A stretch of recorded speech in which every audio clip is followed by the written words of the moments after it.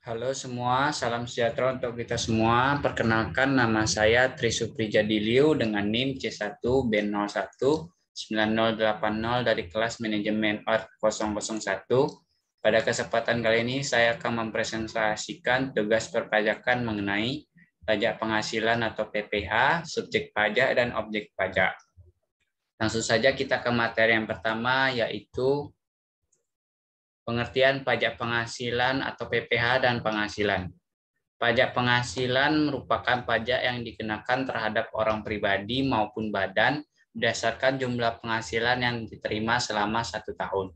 Sedangkan penghasilan adalah setiap tambahan kemampuan ekonomis yang diterima atau diperoleh wajib pajak baik yang berasal dari dalam negeri, yaitu Indonesia, maupun dari luar negeri, yang dapat dipakai untuk konsumsi atau menambah kekayaan wajib pajak yang bersangkutan dengan nama dan bentuk apapun. Lanjut ke subjek pajak. Subjek pajak adalah orang pribadi atau badan yang ditetapkan oleh peraturan perundang-undangan yang berlaku.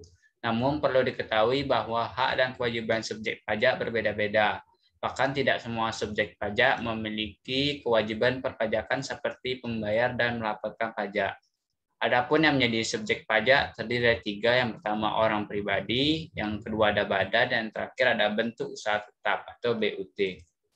Lanjut ke jenis subjek pajak. Ada 2 jenis subjek pajak. Yang pertama ada subjek pajak dalam negeri dan yang kedua ada subjek pajak luar negeri.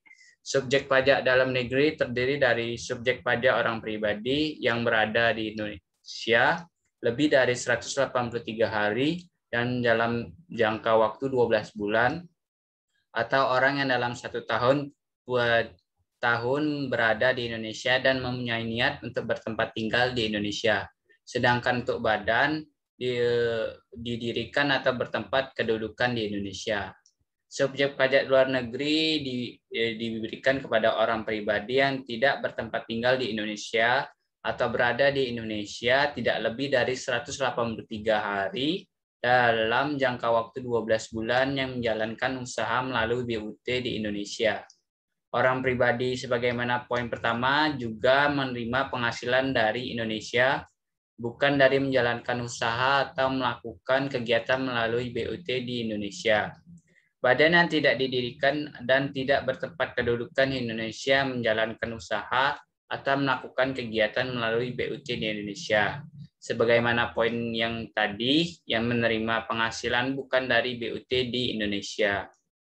Lanjut ke materi yang tidak termasuk subjek pajak. Ada 4 yang tidak termasuk dari subjek pajak. Yang pertama ada Badan Perwakilan Negara Asing, selanjutnya ada pejabat perwakilan diplomat atau konsulat dan pejabat lain dari negara asing dan orang-orang yang diperbantukan kepada mereka yang bekerja dan bertempat tinggal bersama mereka.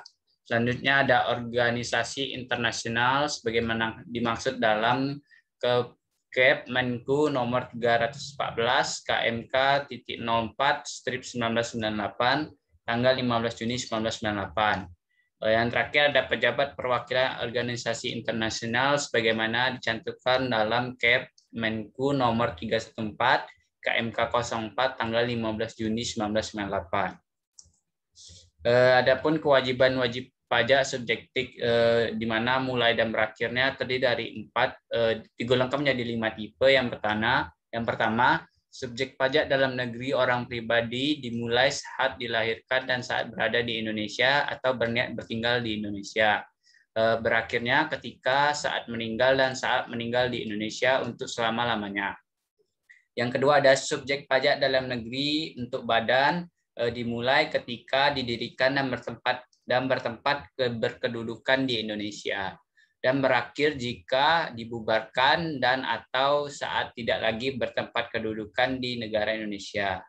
Selanjutnya ada subjek pajak luar negeri melalui badan usaha tetap atau BUT dimulai ketika saat menjalankan usaha atau melakukan kegiatan melalui BUT di Indonesia dan berakhir ketika tidak menjalankan usahanya lagi atau melakukan kegiatan melalui BUT di Indonesia. Selanjutnya ada subjek pajak luar negeri tidak melalui badan BUT, badan usaha tetap atau BUT dimulai saat menerima atau memperoleh penghasilan dari Indonesia dan berakhir saat tidak lagi menerima atau memperoleh penghasilan dari Indonesia. Yang terakhir, warisan belum terbagi dimulai saat timbulnya warisan yang belum terbagi dan berakhir ketika saat warisan yang telah selesai dibagikan. Lanjut ke objek pajak. Yang menjadi objek pajak adalah penghasilan, yaitu setiap tambahan kemampuan ekonomis yang diterima atau diperoleh wajib pajak, baik yang berasal dari Indonesia maupun dari luar Indonesia, yang dapat dipakai untuk konsumsi atau untuk menambah kekayaan wajib pajak yang bersangkutan dengan nama dan dalam bentuk apapun, termasuk penggantian. Ada 19. Yang pertama, penggantian atau imbalan berkenaan dengan pekerjaan atau jasa yang diterima atau diperoleh termasuk gaji, upah, tunjangan, honorarium, komisi, bonus, gratifikasi, uang pensiun atau imbalan dan bentuk lainnya. Yang kedua ada hadiah dari undian atau pekerjaan atau kegiatan dan penghargaan. Yang ketiga adalah laba usaha, keuntungan karena penjualan atau karena pengalihan harta penerimaan, kembali pembayaran pajak yang telah dibebankan sebagai biaya dan pembayaran tambahan pengembalian pajak. Yang kelima ada penerimaan kembali pembayaran pajak yang telah dibebankan, bunga termasuk premium, diskonto, dan imbalan karena jaminan pengembalian uang, dividen, royalti atau imbalan atas penggunaan hak, sewa dan penghasilan lain sehubungan dengan penggunaan harta, penerimaan atau perolehan pembayaran berkala, keuntungan karena pembebasan utang, keuntungan selisih kurs mata uang asing, selisih lebih karena penilaian kembali aktiva, premi asuransi, iuran yang diterima atau diperoleh perkumpulan dari anggotanya yang terdiri dari wajib pajak yang menjalankan usaha atau pekerjaan bebas, tambahan kekayaan neto yang berasal dari penghasilan yang belum dikenakan pajak, penghasilan dari usaha berbasis syariah, imbalan bunga sebagaimana dimaksud dalam undang-undang yang mengatur mengenai ketentuan dan tata cara perpajakan, dan yang terakhir mengenai surplus Bank Indonesia. Adapun yang bukan menjadi objek pajak terdiri dari 12, yaitu pertama bantuan atau sumbangan, yakni hibahan yang diterima oleh keluarga, saudara dalam garis keturunan lurus 1 derajat, badan keagamaan, badan pendidikan, badan sosial termasuk yayasan, korporasi atau orang pribadi yang menjalankan usaha mikro dan kecil yang ketentuannya diatur dengan atau berdasarkan peraturan Menteri Keuangan. Yang kedua ada warisan, yang ketiga harta termasuk setoran tunai yang diterima oleh badan sebagai pengganti saham atau sebagai pengganti penyertaan modal. Yang keempat ada penggantian atau imbalan sehubungan dengan pekerjaan atau jasa yang diterima atau diperoleh dalam bentuk natura dan atau kenikmatan dari wajib pajak atau pemerintah. Yang kelima ada pembayaran dari perusahaan asuransi kepada orang pribadi sehubungan dengan asuransi kesehatan, kecelakaan, jiwa, wiguna, dan asuransi beasiswa. Yang keenam ada dividen atau bagian laba yang diterima atau diperoleh perseorangan terbatas sebagai wajib pajak dalam negeri, koperasi, badan usaha milik negara atau badan usaha milik daerah, dan penyertaan modal pada badan usaha yang didirikan dan bertempat kedudukan di Indonesia. Yang ketujuh, iuran yang diterima atau diperoleh dana pensiun yang pendiriannya telah disahkan Menteri Keuangan. 8 ada penghasilan dari modal yang ditanamkan oleh dana pensiun. 9 bagian laba yang diterima atau diperoleh anggota dari perseorangan komoditor yang modal tidak terbagi atas saham-saham, persekutuan, perkumpulan, firma, dan kongsi termasuk pemegang unit penyertaan kontrak investasi kolektif.